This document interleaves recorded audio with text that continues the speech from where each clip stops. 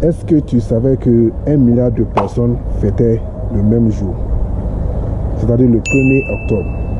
Salut, bienvenue sur ma chaîne YouTube. Ok, aujourd'hui je vais vous parler d'un événement très important pour les Chinois, c'est-à-dire le 1er octobre de chaque année.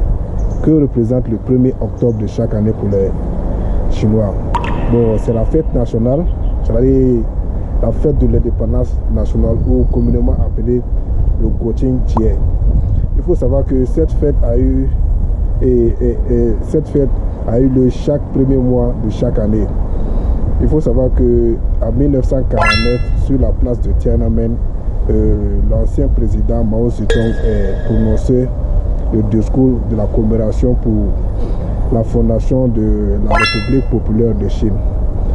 Et en cette lieu, il faut savoir que pendant le 1er octobre de chaque année, les Chinois se réunissent devant le Tiananmen, qui est l'ancien palais impérial, pour le lever du drapeau et des parades militaires. Il faut savoir que pendant ce temps, tout le pays est à l'effervescence.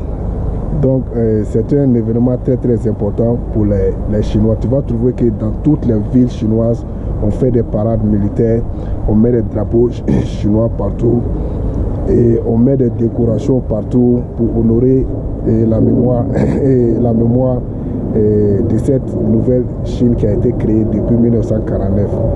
Donc il ne s'agit pas seulement de la commémoration. Il faut savoir que c'est un week-end golden en anglais, qui veut dire en français juste un week-end en or.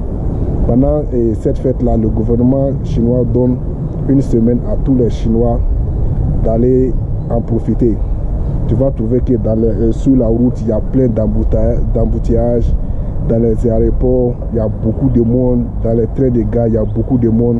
Les Chinois en profitent pour aller visiter des sites touristiques, pour aller dans leur village, c'est-à-dire c'est une rencontre entre les Chinois et leurs familles. Il faut savoir que les Chinois, ce sont des travailleurs. Tu vas trouver que pendant toute l'année, ils n'ont pas très normal, et une occasion pour les étudiants étrangers qui sont en Chine de découvrir la culture chinoise.